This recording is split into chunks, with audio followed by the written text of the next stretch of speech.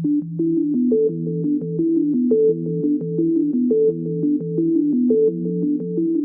use Linux every day, whether you know it or not. Over 850,000 Android phones running Linux are activated every single day. Compare that to just 30,000 Windows phones, according to the latest reports. That means 100 Android devices have come online just since you started watching this video. Nearly 700,000 TVs are sold every day, most of which are running Linux.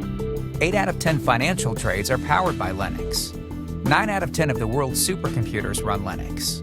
Google, Twitter, Facebook, and Amazon are all powered by Linux. So, how is Linux developed to achieve all of this?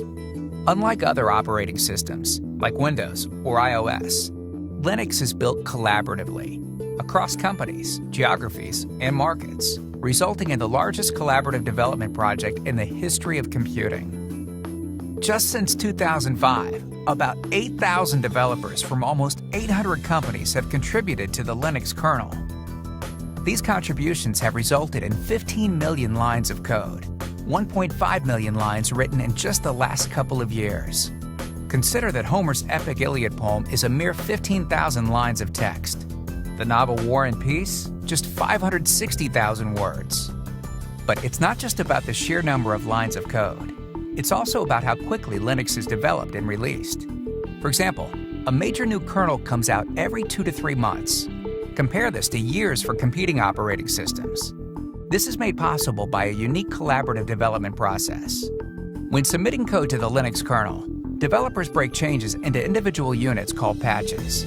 A patch describes the lines that need to be changed, added, or removed from the source code. Each patch can add a new feature, new support for a device, fix a problem, improve performance, or rework things to be more easily understood. Developers post their patches to the relevant mailing lists, where other developers can reply with feedback.